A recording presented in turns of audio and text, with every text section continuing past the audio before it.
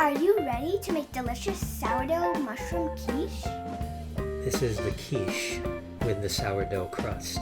It's about to make me a little bit happy. Hi, this is Mother Zen Chef. I'm very happy to be here.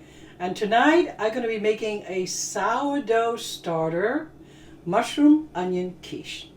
So the crust is made with sourdough starter. And I'm very excited to share this recipe with you. Learn to cook healthy food with creativity and confidence. Subscribe now and click the bell so you don't miss anything. Now I have 1 cup of white flour here and 1/4 of a cup of whole wheat pastry flour, a teaspoon of salt, teaspoon of baking soda, and I already have 6 tablespoons of butter. I cut them up into little pieces. And this part I know most people know, that you just have to get your flour and your butter and you crumble them, and some people like to use a little tool, but your finger, it's just as good, you know. Probably people been making crust for a long time, and you can just do this. And even if you didn't get exactly pea size, it's still okay, because when we make the crust, we're going to put them in the refrigerator. You can leave them there for like overnight, or you can leave them, you know, half an hour, and then we have to do the blind baking, which makes a big difference. So whatever you put in your pie, it wouldn't get all soggy. And a lot of people don't even like to eat the pie crust because it's all soggy. But if you have blind baked them, they have already almost cooked, so they would not become soggy. So I always got lazy until I stopped blind baked them. I said, oh, my pie crust tastes so good. And the next part is the part that is very special, because I have exactly 1/4 of a cup, a very strong sourdough starter.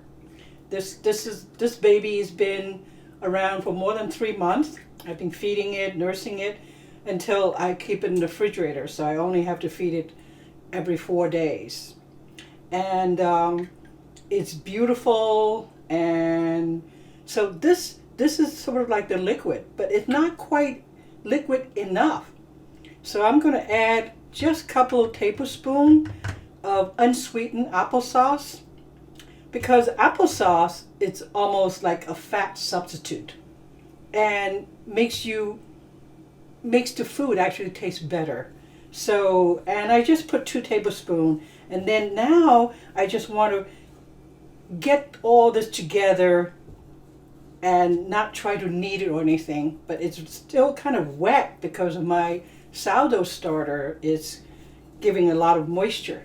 And but I've made this before, so I know I can trust that eventually all this wet stuff going to get absorbed by the dry stuff. And do not worry about oh my God, they're not coming together. They will come together. And then once they come together, that's when you have to roll it out. Now you can tell that the crumbly mess is in a ball now. And I didn't knead it or work hard. All I did was try to put them together. And as you see, that I didn't want to put too much wet, but I did put in 1/4 of a cup of very strong sourdough starter. And I only used 2 tablespoons of my applesauce. And if you are using just all white flour, then you can even cut back, because whole wheat absorbs more wetness. But whole wheat is just more nutritious, and also we love that little nutty freshness of the flour rather than pasty white stuff.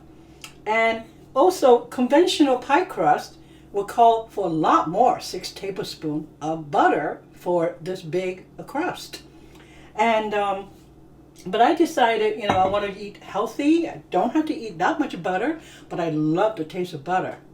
And so now I have them shaped into a ball, and conventionally people would say wrap this ball in plastic and put it in the refrigerator until they get hard and it's easier to roll.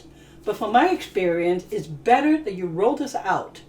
You put it in your prepared pan, which I have rubbed coconut oil in it, and then a little bit dusting of cornmeal. And then I have my parchment paper, so I don't have to handle it. I put one parchment paper on top, and then I will be able to flip it into my pie plate, my prepared pie plate. So I've learned that I don't want to have my pie dough very stiff. If I put it in the refrigerator right now, it becomes very stiff. So you are not able to handle it as much. But right now, I know I can handle this. Okay, I'm just going to roll it out. And because I have sourdough starter in my crust, it's actually going to make my crust much more tender. So besides, crunchy on the outside, it's going to be tender. So I don't have to roll it as thin like traditional pie crust. You have to roll it thin. So what you end up eating is you end up eating it almost like a light biscuit with whatever filling you put in. So that is called being innovative, which I am. That's what, Mother Zen do. I mean, I just constantly thinking about, can I do another way? I love the taste of pie crust. But a lot of times either soggy or just so full of butter, and you're afraid that you are eating too much butter. But in this case, I get to have both ways. I get to have the crustiness and the healthy part of eating something sourdough, which I think, if you look it up, is a fermented product. After all, I've been working on this fermented product for 3 months, so it's not an overnight. And I can just check that it's thick enough, but it's not paper thin. If I have 2 sticks of butter here, then you want to make it very, very thin. But I don't have to. So that is the beauty of using the sourdough starter and a little bit of applesauce. Now you see that it's not exactly circular, and I have a scissor here which I can trim it off once I put it inside. So like any of these fatty part, it gets trimmed off. And but you can tell it's not a paper thin crust. And I can just look at it even right now as a professional that this is going to be yummy because it's very soft already and delicate. And I didn't maneuver, I didn't knead it, which you see a lot of pie crust. They put a lot of their hand on it, which you shouldn't. And now all I have to do is go like this, and they're in there.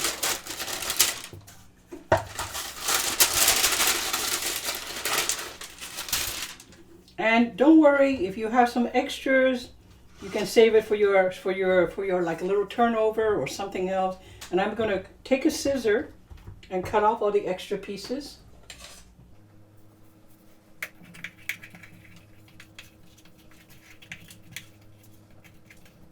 And that's it. That's the lovely crust, and it's just looking really good. And wow, that's so cool how you use the scissors to trim it. Yeah, that is a very good way. Now I just do what normal classic thing you do to do this. You don't have to. You could just take your fingers and make some thumbprint. That will work too. But I like the fork. It's kind of neat. That's it. And now, here's a treat. Do not forget, you use your fork, you poke some holes in your pie. That helps make your crust very crunchy because they're getting to breathe. Like making crackers. You see crackers all have these tiny little holes. And that's it. Now I had to press my pie crust, and I'm going to put it in for the blind bake. And because if I don't have something weight on it, it will go puffed up. So, and I have some dry beans. You could be using rice. One time I had a collection of white marble beads, but all the kids keep taking them and play with them. I lost a 2 big bottle of beads. They just didn't know it was for my pies. So here I am. I've collected some beans and I put them in. And now I'm going to bake this at 375 for 15 minutes. All right, now we have to make the filling. I already sauteed onions until they kind of translucent. I chopped a lot of onions. You need about 2 cups of onion for the pie. I chopped up a lot of mushroom. I'm probably only going to use like 2 cups. But we love mushrooms. We'll eat them in many, many different ways. And I got my organic black pepper, so I don't have to keep grinding. And I have organic thyme, dry thyme. And I also have some celery seeds. And so this is the spices are going to go in, besides some cheddar cheese and just a little bit of Parmesan on the top. And here's my favorite thing, my homemade parsley pesto with olive oil and lots of garlic and just a little bit of pepito, pumpkin seeds.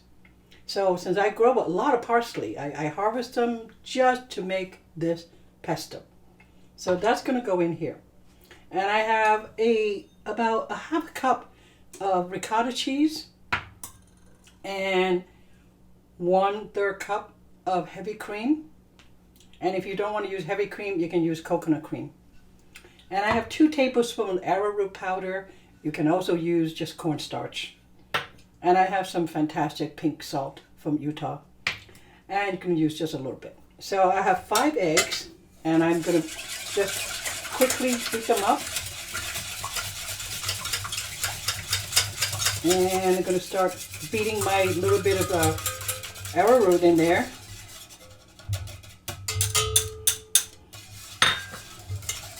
And I'm going to beat my cream. And just going to get everything. You can also use a hand electric beater. It probably would be faster. I'm whipping up my eggs with some heavy cream. I'm using up that 1/4 cup of heavy cream. Now I'm going to just add some pepper, some celery seeds, some thyme, and just some arrowroot powder for thickening, and my pesto. If you don't have pesto, you probably could add some other spice. Quiche is usually exceptionally forgiving, and you can do a lot of things. Like I added all these sauté onions, but if you didn't have that, if you added some dry onion powder, that will work too. And I'm adding a lot of mushroom because I'm a big mushroom lover. And you don't have to. It's like a custard basically. And I'm putting some of my ricotta cheese, a half a cup of that. But if you have a half a cup if you don't have that, you have to use probably another half a cup of cheese. I'm going to put in some cheddar cheese, but I didn't have grated cheddar cheese, so I used up some cut up pieces. But right now I'm just still adding more mushrooms because I just love mushrooms. And it just mixed them all together. You can click below and join my Facebook group and request for this recipe if you want to make rich mushroom quiche. Now I'm putting my cut up pieces of cheddar cheese, but make sure if you want a really good quiche, you want to shred it or grate it cheddar cheese. So now I have put them in the pie, and then I add the topping, which is a little bit Parmesan cheese, freshly grated. And I'm going to put it in at 375 and bake it for exactly 30 minutes. And then I have to take it out and I have to tent it just so the crust doesn't get all burned. In 30 minutes, the outer edge will be just perfect. So you have to put a tent over it, piece of foil, and with a slit cut in the middle, and you had to put that in for about 16 to 17 minutes. Depends on your stove. Some stove probably only need 10. But my stove is very, very old. So I had to do that. Wow, it came out from the oven and it smells so good. The spices and the crust, the aroma. Oh, I just don't want to tell you because you can't smell that from there. And my daughter will be the taste tester of a sourdough starter crust with 1/3 or maybe 1/4 amount of butter. And yet it tastes flaky. I've made this before. It just shocked me that you can get this result by using the sourdough starter. So for those who want requests for the recipe, I'll send them one and they can try this too. Okay.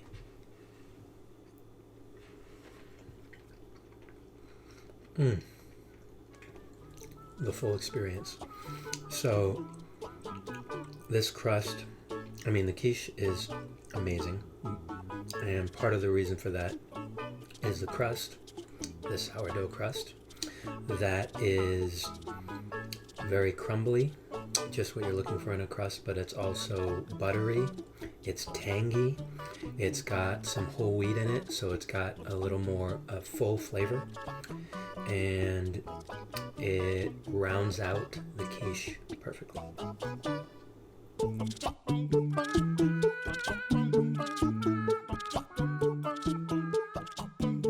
Don't forget to subscribe and click the bell.